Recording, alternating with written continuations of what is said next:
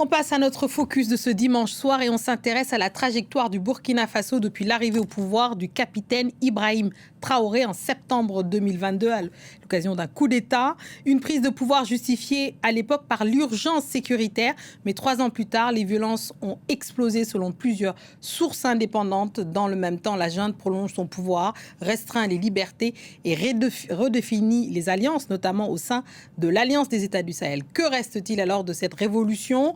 Promesse tenue ou illusion politique? Pour en parler, Newton Ahmed Bari est journaliste d'investigation burkinabé, cofondateur du journal L'événement, ancien président de la CENI et aujourd'hui président de la coalition Sahel Démocratie en exil en France.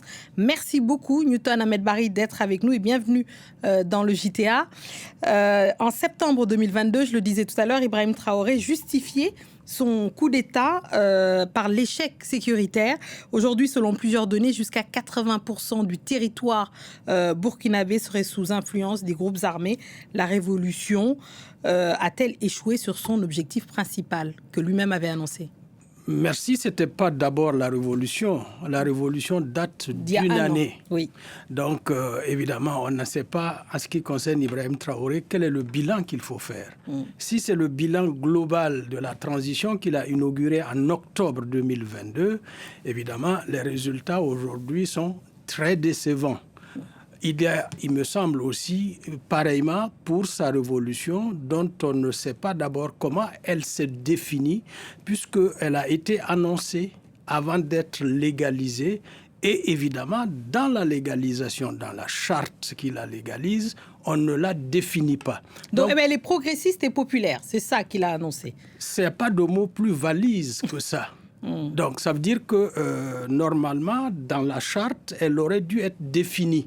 Est-ce que c'est un régime transitoire? Visiblement, tel est le cas, parce que c'est ce que dit l'article 4 de la charte qui parle de la présidence du Faso et considère que le mandat qu'il est en train de conduire, dont on ne sait pas quand est-ce qu'il a pris effet, finit au moment où la révolution se termine avec une élection hypothétique. Donc en fait, effectivement, il y a ces deux aspects-là. Donc le coup d'État en 2022, la révolution annoncée il y a un an.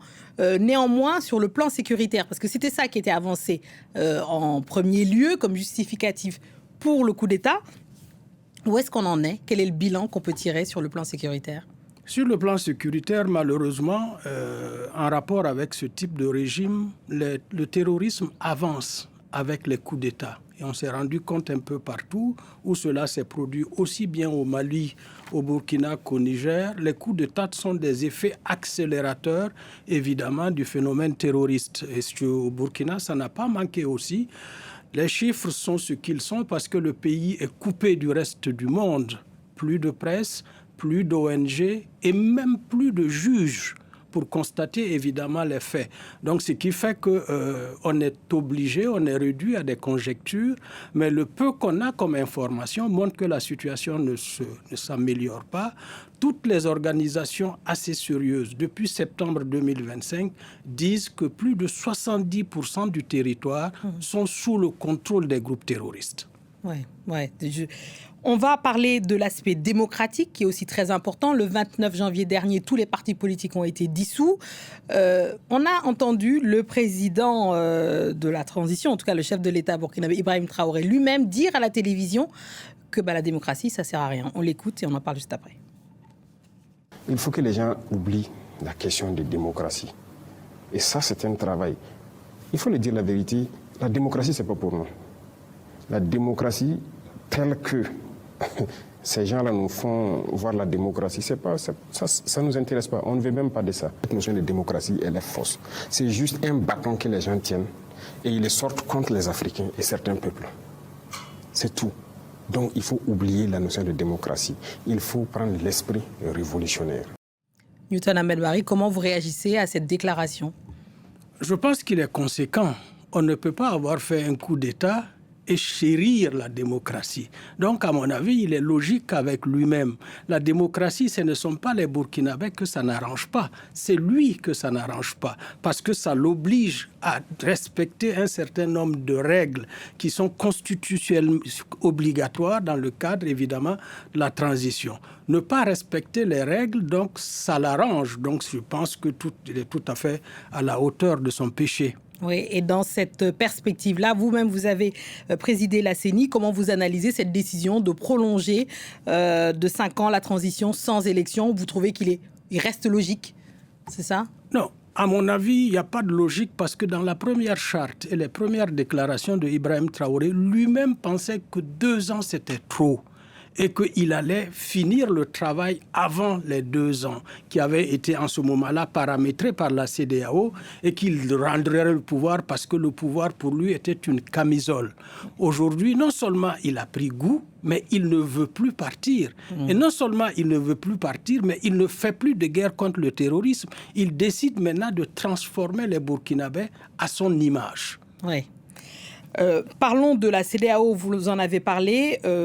Sortie de la CEDEAO, rupture avec la France, rapprochement avec la Russie. Finalement, à quoi ressemble le Burkina sur cette plateforme et l'Alliance des États du Sahel? Finalement, géopolitiquement, où se situe le Burkina Faso aujourd'hui? C'est un ovni dont on ne sait pas ce qu'il veut et où il va, avec un peuple de 24 millions embarqués, évidemment, et qui sont aujourd'hui, dans la majorité des cas, surtout pour ceux qui vivent dans les zones rurales, avec une espérance de vie d'1 heure. Parce qu'on ne sait jamais quand est-ce qu'on rencontre soit un terroriste, ou soit même un convoi de l'armée ou des VDP qui vous exécutent. Et je vous renvoie évidemment au récent rapport de Human Rights Watch.